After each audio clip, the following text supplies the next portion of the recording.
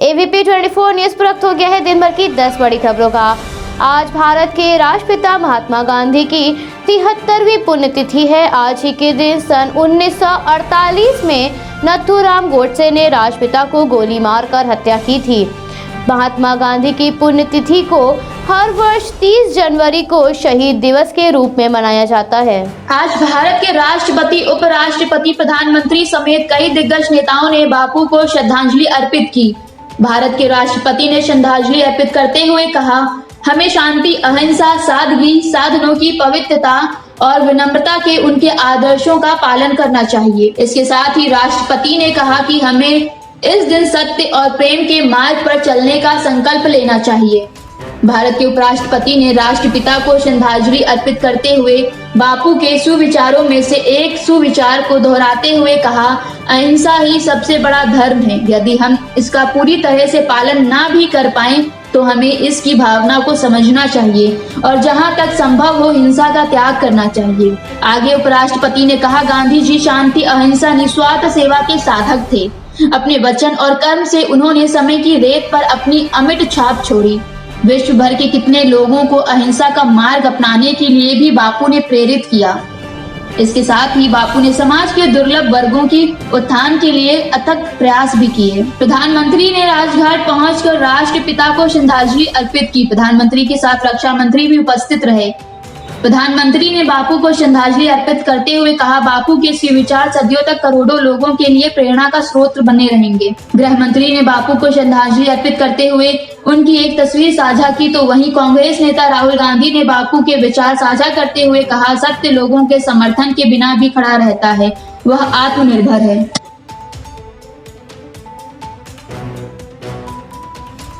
नई दिल्ली स्थित इजरायल दूतावास के पास शुक्रवार शाम को धमाका हुआ।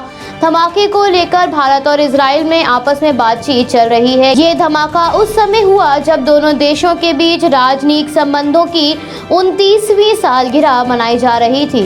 इस अवसर पर कैबिनेट मंत्री ब्रजेश पाठक और महेंद्र सिंह भी उपस्थित रहे। बापू की पुण्यतिथि को पूरे भारत वर्ष में शहीद दिवस के रूप में मनाया जाता है। इस अवसर पर मुख्यमंत्री ने वहां मौजूद लोगों को संबोधित करते हुए कहा, विश्व को सत्य और अहिंसा का मार्ग दिखाने वाले राष्ट्रपिता की पुण्यतिथि पर उनके आदर्श और शिक्षाएं हमें हमारे राम राज के संकल्प के निकट ले जाएंगे और एक भारत सर्वश्रेष्ठ भारत के निर्माण का मार्ग प्रशस्त करती हैं। तो वहीं दूसरी ओर उत्तर प्रदेश के मुख्यमंत्री ने गोरखपुर की जनता को एक और बड़ा तोहफा नकहा रेल क्रॉसिंग पर ROB के लिए 42.65 करोड़ रुपए की स्वीकृति देकर दिया है। इस पुल के निर्माण से हजारों की संख्या में लोगों को लाभ मिलेगा।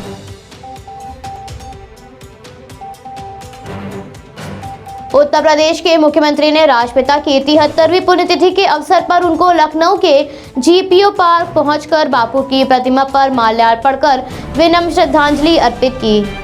हालांकि धमाके के बाद इजराइल के प्रधानमंत्री बेंजामिन नेतन्याहू ने कहा कि हमें भारत पर पूरा भरोसा है। ये धमाका दिल्ली के सबसे पॉश इलाके में हुआ। इजराइल दूतावास से महज 150 मीटर दूर शुक्रवार शाम को यह धमाका हुआ। राजधानी में जिस जगह पर बीटिंग रिट्रीट चल रही थी वहां से महज 2 किलोमीटर दूर ये घटना घटी। बीटिंग रिट्रीट कार्यक्रम में राष्ट्रपति और प्रधानमंत्री समेत तमाम मंत्री और सेना के अधिकारी मौजूद थे। धमाके से कुछ देर पहले ही इजराइल की ओर से भारत और इजराइल के बीच राजनयिक संबंधों के 29 साल होने पर बधाई दी गई थी। ट्वीट के साथ वीडियो भी पोस्ट किया गया जिसमें दोनों देशों के बीच मधुर रिश्तों का जिक्र किया गया। विदेश मंत्री S जयशंकर ने अपने इजरायली समक्ष गबे अशेकांजी से बात की और राजनयिकों की पूर्ण सुरक्षा का भरोसा दिलाया।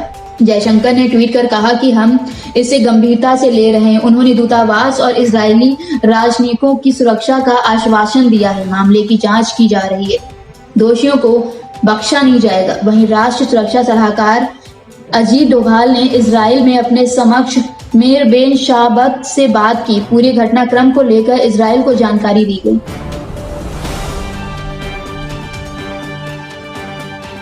उत्तर भारत में ठंड का प्रकोप दिन प्रतिदिन बढ़ता जा रहा है। पहाड़ी इलाकों में बर्फबारी के चलते मैदानी इलाकों में तापमान लगातार गिर रहा है।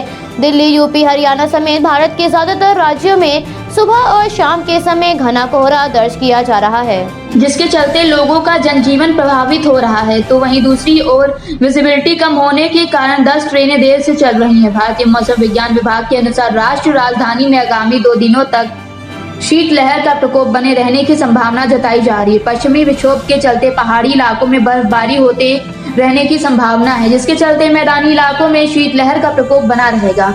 पंजाब, उत्तर प्रदेश, पश्चिम बंगाल, सिक्किम, बिहार के अधिकतम क्षेत्रों में घना कोहरा दर्ज किया गया है।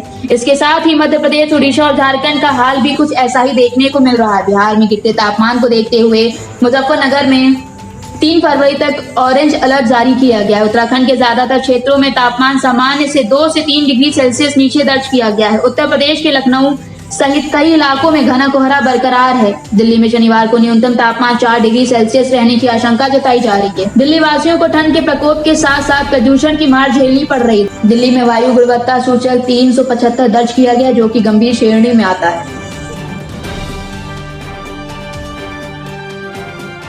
26 जनवरी को हिंसा से दुखी किसान राष्ट्रपिता की पुण्यतिथि को सद्भावना दिवस के रूप में मना रहे हैं। किसान एकता मोर्चा के नेताओं ने देशवासियों से अपील करते हुए कहा, आप हमारे अनशन में शामिल हो और समर्थन करें। 30 जनवरी को सद्भावना दिवस के रूप में मनाया जाएगा। हमारे सभी नेता सुबह 9 बजे से शाम 5 बजे तक उपवास रखेंगे। बीते दिनों में मुजफ्फरनगर में किसानों की महापंचायत हुई, जिसमें फैसला लिया गया कि मुजफ्फरनगर और पश्चिमी यूपी के अन्य जिलों के किसान शनिवार को दिल्ली की तरफ कूच करेंगे। इस महापंचायत में सियासी दलों के नेता भी पहुंचे। राष्ट्रीय लोक दल के राष्ट्रीय उपाध्यक्ष जयंत चौधरी और आम आदमी पार्टी के राज्यसभा सांसद संजय सिंह ने भी मंच साझा किया। वहीं किसान नेता दर्शन पाल सिंह ने सिंधु बॉर्डर पर इंटरनेट सेवा बहाल करने की मांग की। उन्होंने कहा कि हमारी बातें लोगों तक नहीं पहुंच सके, इसलिए इंटरनेट बंद किया गया है। आगे उन्होंने कहा कि अगर इंटरनेट सेवा बहाल नहीं की गई तो किसान प्रदर्शन करेंगे।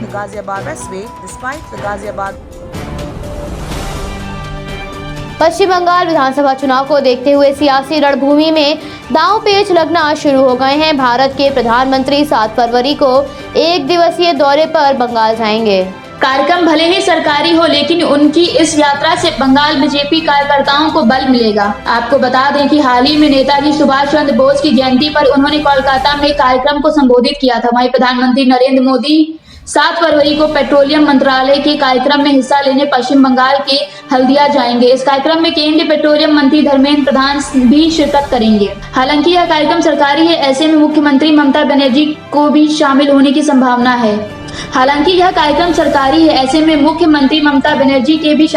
संभावना है। इससे पहले केंद्रीय गृह मंत्री अमित शाह 2 दिवसीय दौरे पर बंगाल जाने वाले थे, लेकिन किसान आंदोलन और इजरायली दूतावास के बाहर हुए हमले के कारण उन्हें अपनी यात्रा स्थगित करनी पड़ी। इस बात की संभावना जताई जा रही थी कि अमित शाह की मौजूदगी में टीएमसी के कई नेता बीजेपी का दामन थाम सकते हैं।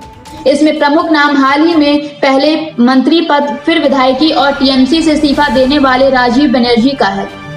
आपको बता दें कि भारतीय जनता पार्टी पश्चिम बंगाल का यह चुनाव बड़े ही आक्रामक तरीके से लड़ रही है। केंद्रीय गृह मंत्री अमित शाह और बीजेपी के राष्ट्रीय अध्यक्ष जेपी नड्डा लगातार बंगाल का दौरा कर रहे हैं। इतना ही नहीं, पार्टी ने अपने कई केंद्रीय मंत्री और गद्दावर नेताओं को मिशन बंगाल में झोंक दिया है। वहीं टीएमसी का दावा है कि बीजेपी इस चुनाव में 2.5 अंक से अधिक के आंकड़े को पार नहीं कर पाएगी।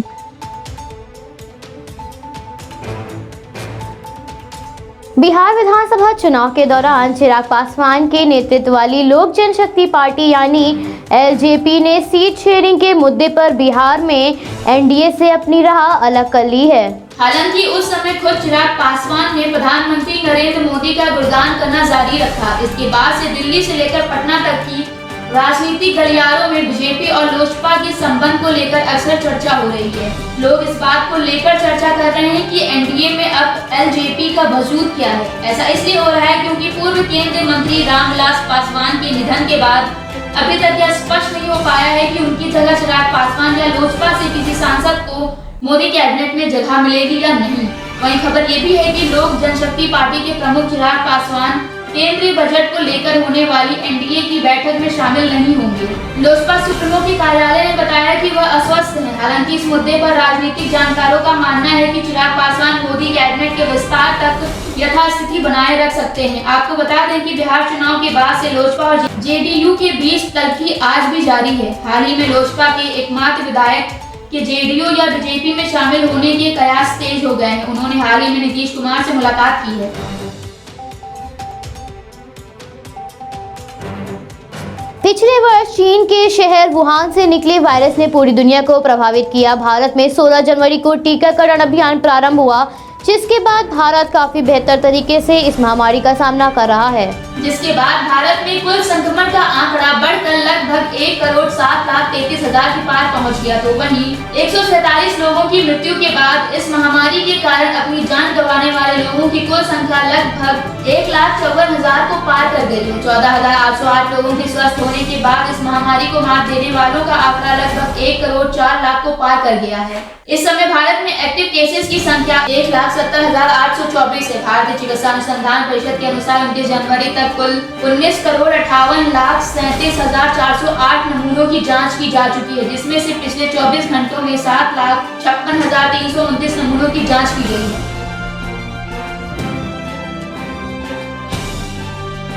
इजराइल दूतावास के पास हुए धमाके में दिल्ली पुलिस समेत अन्य जांच एजेंसियों ने तफ्तीश तेज कर दी है। सूत्रों के मुताबिक इजराइल एम्बेसी के पास हुए धमाके में मिले एक और सीसीटीवी फुटेज में कैब दिखाई दी है। लेकिन विश्व भर में अब तक इस महामारी से कुल 10.26 करोड़ से ज्यादा लोग संक्रमित हो चुके हैं और 22.16 लाख से अधिक लोग इस महामारी के कारण अपनी जान गंवा चुके हैं। कई देशों को इस महामारी के संकट को रोकने के लिए कई बार अवतार लगाना पड़ रहा है। ऐसे में कोविड-19 की नई स्ट्रेन के तेजी से बढ़ते हुए मामलों को देखते हुए फ्रांस में अब तीसरी बार लॉकडाउन लगने के हालात खड़े हो गए हैं। फ्रांस के अनुसार यूरोपीय संघ के बाहर से आने वाले लोगों के लिए वह अपनी सीमाएं रविवार से बंद कर देंगे।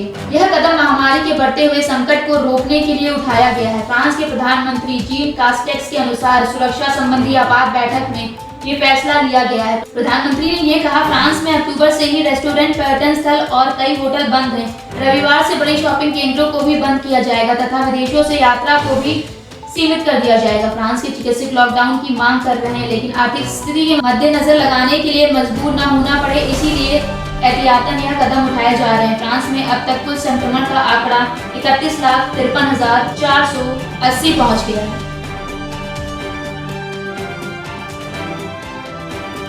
ऑस्ट्रेलिया के पूर्व बल्लेबाज माइकल हसी ने टीम इंडिया के युवा ओपनर शुभमन गिल की जमकर तारीफ की है। हसी ने गिल को भविष्य का बड़ा सितारा बताया है। हसी ने गिल को भविष्य का बड़ा सितारा बताया। हसी ब्रिस्बेन टेस्ट में गिल की शानदार पारी से काफी प्रभावित हुए हैं। शुभमन गिल ने ब्रिस्बेन टेस्ट की दूसरी पारी में शानदार 51 रन बनाकर भारतीय टीम की जीत की नींव रखी थी। गिल ने मेलबर्न में खेले गए दूसरे टेस्ट में अपना डेब्यू किया था। गिल ने 3 टेस्ट मैचों में 51.80 की औसत से 259 रन बनाए, जिसमें 2 अर्धशतक शामिल थे। हसी ने कहा, भारत की तरफ से कुछ खिलाड़ियों ने बेहतरीन प्रदर्शन किया। मेरे हिसाब से गिल की पारी शानदार रही। वह भारत के लिए आने वाले समय में बड़े खिलाड़ी बन सकते हैं। जिस तरह से उन्होंने पारी को आगे बढ़ाया वह मुझे काफी पसंद आया। हसी ने कहा, ऋषभ पंत ने भी एक अविश्वसनीय पारी खेली है। एडिलेड टेस्ट के बाद भारत की संभावनाओं को मैं खत्म नहीं मान रहा, लेकिन मुझे लगा था कि कोहली के घर लौटने के बाद भारत के लिए वापसी मुश्किल होगी। साथ ही शमी भी चोट के कारण बाहर हो गए थे। हसी ने कहा, मुझे लगा था कि भारत को इन खिलाड़ियों की कमी खलेगी, लेकिन मेलबर्न में टॉस के वक्त अजिंक्य रहाणे की टिप्पणी से मैं स्तब्ध था। रहाणे का रवैया बेहद सकारात्मक था। उन्होंने नए खिलाड़ियों को मौका दिया। मुझे लगता है कि रहाणे ने खिलाड़ियों को सकारात्मक चीजों पर ध्यान केंद्रित रखने को कहा होगा।